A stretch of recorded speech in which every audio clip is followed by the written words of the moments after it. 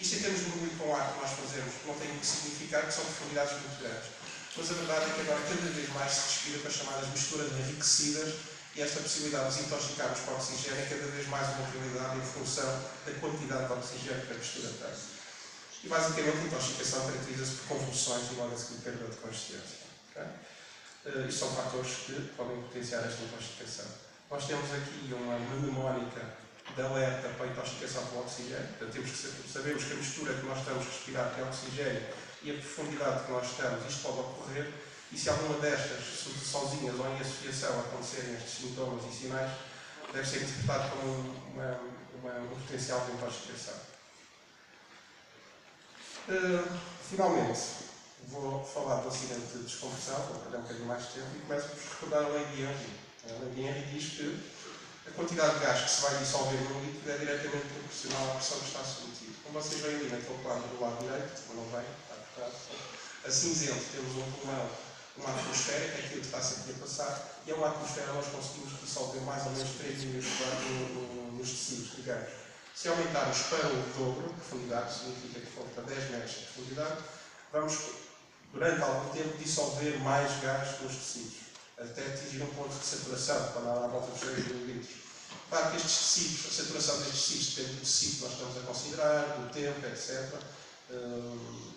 Vai atingir a saturação. E assim sucessivamente, quando passamos para 2 bar, para 3 bar, portanto, para 20 metros de profundidade, continuamos a dissolver assim sucessivamente. Isto é um princípio para vocês perceberem também um pouco a doença de descompressão. A doença de descompressão, para nós médicos, normalmente quando vocês estudam e falam disto, falam de coisas muito objetivas e muito bem definidas. Vocês acreditem que para nós médicos que nos dedicamos a isto, ainda há aqui muitos aspectos que para nós são um pouco misteriosos, digamos. Nós assumimos que a doença de descompressão é um conjunto vasto de alterações na nossa fisiologia e estão associadas ao aumento da descompressão. Não é um exclusivo dos mergulhadores. Pode acontecer aos atendentes na câmara hiperbárica, pode acontecer a quem trabalha sob pressão e depois sai da despressurização, como acontece a quem trabalha nas tubuladoras, etc. Tudo isto pode acontecer. Esta doença de descompressão. Sabemos, e está perfeitamente definido, que aquilo que provoca a doença de descompressão são bolhas em circulação. Okay?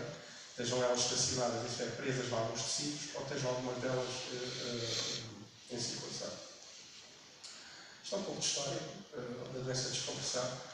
Ela foi descrita primeiro por um indivíduo médico que dava assistência digamos, aos trabalhadores que construíram um ponto de rio, só faziam aqueles caixotes, aqueles caixões, como isto está do lado direito, para os trabalhadores poderem trabalhar sem água introduzir-se no seu interior, e quando saíam deste ambiente pressurizado, faziam acidentes de descompressão graves. Inclusive, a primeira descrição que há do acidente de descompressão é a maladie que são a doença dos caixões. Este trigger, o Sr. Trigger, descreveu esta doença e na altura descreveu aquele que foi o primeiro tratamento, que era beber vinho quando saísse. É discutível, não é? Este Sr. Guarda foi mais longe. No primeiro ano da construção do tributo, só para vocês terem uma ideia, morreram 120 trabalhadores. Estamos a falar de uma altura que a saúde ocupacional provavelmente não valia nada, eram imigrantes, trabalhavam aqui, portanto, não era um impacto muito importante. Mas a verdade é que este senhor agarrou numa caldeira e agarrava a caldeira lá de uma máquina e agarrava nestes trabalhadores, metiam-os aqui dentro pressurizados e depois iam-os despressurizando lentamente. E a verdade é que a mortalidade baixou bastante significativamente. Mas a partir daqui, houve outros indivíduos que deram o seu papel, eu não trouxe para não falar isto mais rápido. Enfim, dentro de uma doença de descompressão, os sinais e sintomas que nos podem apresentar são muitos. Então temos um princípio que é qualquer sinal ou sintoma que nós constatamos no indivíduo que esteve exposto a uma redução da pressão ambiental, foi despressurizado, até nós encontrarmos outra causa, a causa é um acidente de descompressão. Às vezes temos mergulhadores que nos chegam a passar 24, 48 horas, que nós temos dúvidas, aquele sintomatologia ligeira que seja um acidente de descompressão, mas na via da dúvida nós fazemos uma tabela. Okay? Como se costuma dizer nos hipermercados, o cliente tem sempre razão, portanto aqui nós fazemos a mesma atitude com os mergulhadores. Sabemos que as bolhas são o principal responsável, mas como eu vos disse, ainda muita coisa nós não sabemos. Nós não sabemos como é que estas bolhas aparecem exatamente, nem onde é que elas aparecem. E quando aparecem, qual é o impacto nos tecidos, qual é o impacto da fisiologia que está em circulação e depois o que é que isto significa em termos clínicos. Todos nós, quando saímos da água, temos uma desordem fisiológica dentro de nós. Formam sempre bolhas, por mais pequenas que sejam, formam sempre pequenas bolhas em circulação, que são reconhecidas pela nossa fisiologia como corpos estranhos. E nós vamos reagir contra ele. E a nossa capacidade de reagir contra as bolhas é como a capacidade de reagir contra a doença. Varia. Por isso é que isto varia muito de indivíduo para indivíduo. Como é que nós fazemos o diagnóstico? É chamado diagnóstico de exclusão. É um mergulhador que nos diz que mergulhou há relativamente pouco tempo. Tem os sinais e sintomas que estão associados ao mergulho, portanto, à compressão. E depois nós não temos, digamos, um marcador que nos diga é um acidente de descompressão. Não temos um marcador como tem a hepatite ou como tem a SIDA, etc. É um diagnóstico de suspeição. E não há um exame que nos diga há bolhas. Ou as bolhas são apanhadas, entre aspas, em circulação, como acontece às vezes com o Doppler, ou então a suspeita é meramente clínica. Está bem? Há duas formas pelas quais há duas formas porque estas bolhas podem aparecer no mergulho em circulação e provocar a doença de descompressão. Uma delas é esta, agora o trauma pulmonar, que nós já vimos anteriormente. Há uma ruptura do alvéolo pulmonar, há uma entrada de ar para dentro da circulação, o coração recebe esse ar, bombeia e vai distribuir pelo corpo. Obviamente que o local onde habitualmente o distribui, por questões anatómicas, é o cérebro, que faz o embolismo da zona arterial. Este acidente de descompressão é grave, necessita de uma intervenção relativamente rápida. O outro é nos tecidos, é a supersaturação, o gás inerte que nós respiramos nos tecidos, ou porque fizemos uma velocidade de subida rápida, ou porque não fizemos os patamares que devíamos fazer, ou porque até cumprimos o chamado perfil do mergulho, mas reuniram-se ali uma série de fatores de risco, passado um pouco, fez com que houvesse um acidente de descompressão. E estas bolhas, onde é que se formam habitualmente? Formam-se fora dos vasos sanguíneos.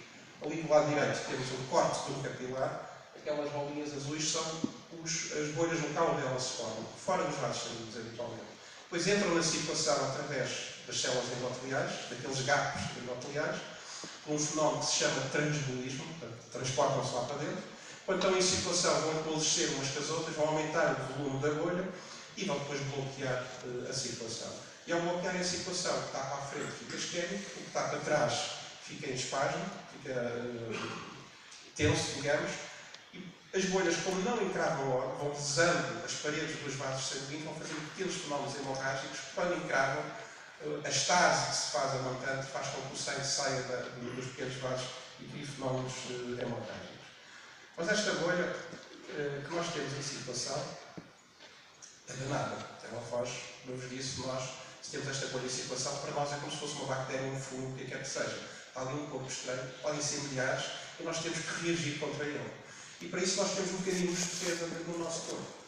Quando se forma uma bolha em circulação, há uma série de cascatas que nós temos na parte líquida do sangue, chamadas cascatas proteicas, que vão desativar logo, vão ser ativadas, ciminas, complementos, etc.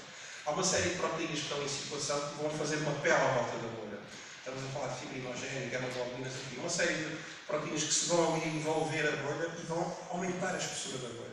Depois de termos estas proteínas, temos células em circulação, plaquetas, por exemplo, que vão colar esta pele e vão aumentar a espessura da bolha e vão estabilizá-la. O que eu quero dizer com isto é que quando nós fazemos um tratamento de doença de descompressão e vão para dentro de uma câmara hiperbárica, além de queremos diminuir o volume da bolha, nós queremos tratar estes fenómenos que estão a acontecer, por isso temos que usar fármacos. Por isso é que tem que ser tratado dentro do hospital para poder intervir nestas condições. Está bem? Isto é uma doença, um fenómeno específico, que é a doença de descompressão do pulmão. As bolhas que se formam sempre em qualquer mergulho chegam ao pulmão e depois são eliminadas. Isto é o trajeto normal, não provoca doença. Mas existem situações em que a quantidade de bolhas que aqui chegam podem ser demasiadas, porque fizemos um mergulho em que houve uma carga de gás inerte importante, como acontece no mergulho descompressivo. Ou porque fizemos um perfil do mergulho, que andamos acima e abaixo, quando ainda tínhamos bolhas no pulmão, seja um perfil ioió, de acima para baixo, aos mergulhos sucessivos. Quando nós comprimimos novamente, estas bolhas passam para o outro lado e vão embolizar. Isto é um acidente neurológico, 2/3, que pode afetar o cérebro, pode afetar a espinal medula, como vocês podem ver aqui, aos nervos periféricos. Ali naquele exame do lado direito é um córtex cerebral com algumas bolhas em circulação. 2/3 afeta o sistema nervoso central. Este senhor mostrou que as doenças do acidente neurológico, 56% manifestam-se nos 10 minutos em que vocês saem do mergulho e os restantes podem ir até às 48 horas. Só para perder aqui um bocadinho de tempo neste acidente, estou quase a acabar, que é o da espinal medula, que é algo que nós temos constatado que cada vez é mais frequente o tipo de misturas que respiram com o tipo de mergulho que fazem. Aqui do lado direito temos uma vértebra cortada em secção. Dentro da vértebra temos a espinal medula. E a espinal medula tem aquela configuração. Tem no centro uma parte cinzenta que tem os corpos dos neurónios, que é chamado a mariposa, basicamente, ou a borboleta, digamos. E à volta temos a substância branca. E se repararem, a irrigação da medula é feita por duas formas de circulação. Tem uma circulação artéria anterior que irriga a parte da frente da medula e tem uma artéria posterior que irriga a parte de trás da medula. E todas elas convergem ali numa zona da medula. E é ali que se vai acumular as bolhas. A grande quantidade de bolhas é ali que se acumulam. E sobretudo na região lombar e na região cervical, onde existe maior quantidade de substância branca. Por isso, a sintomatologia deste acidente da espinal medula normalmente afeta estas duas zonas. Ou problemas motores da perna, ou sensitivos, ou então dos braços. Também. O cérebro, habitualmente, é bolhas que vêm do coração e sobem pela circulação anterior, pelas carótidas ou pela parte superior vertebral, e habitualmente se manifesta-se rapidamente logo. São indivíduos que convulsivos e ficam conscientes logo nos primeiros 10 minutos após o mergulho. Depois temos aqui o osteoarticular, que é conhecido como os brendos. Vemos aquele andar grego na altura que era das senhoras, na altura do berço dos caixões. Mas basicamente este acidente pode afetar a articulação do ombro. No caso dos mergulhadores recreativos ou dos mergulhadores profissionais, digamos, de saturação, pode afetar o joelho. Estas bolhas vão se alojar ou dentro da cavidade articular, que ali está, ou nas extremidades dos tendões e dos músculos, são nas terminações das rodas, são os locais onde ele habitualmente se pode alojar e manifesta-se com dor. A longo prazo, estas pequenas bolhas, as microbolhas, podem provocar aquilo que se chama osteonecrose disbárica, que são fenómenos degenerativos das articulações. Para quem mergulha muito. Temos uma outra doença de descompressão, que é a da pele. É conhecida como acutismo arenata. É uma pele que fica tipo pele de linha vermelha, afeta mais o tronco, que é diferente de um outro fenómeno que se chama os diaper slice. Quem mergulha com fato seco pode acontecer, por exemplo, aos atânitos da câmara, e sem nada no interior, o ar que está dentro do fato seco pode penetrar na pele, fazer microbolhas e provocar comichão. E é um fenómeno só a fazer, é possível, não se engana. A clínica, portanto, não vou perder muito tempo com isto, só estou um bocado atrasado, mas basicamente é a dor. O mais típico dos recreativos é nos membros superiores da saturação e nos membros inferiores. Pode afetar os gânglios linfáticos, com as chamadas adenopatias dolorosas.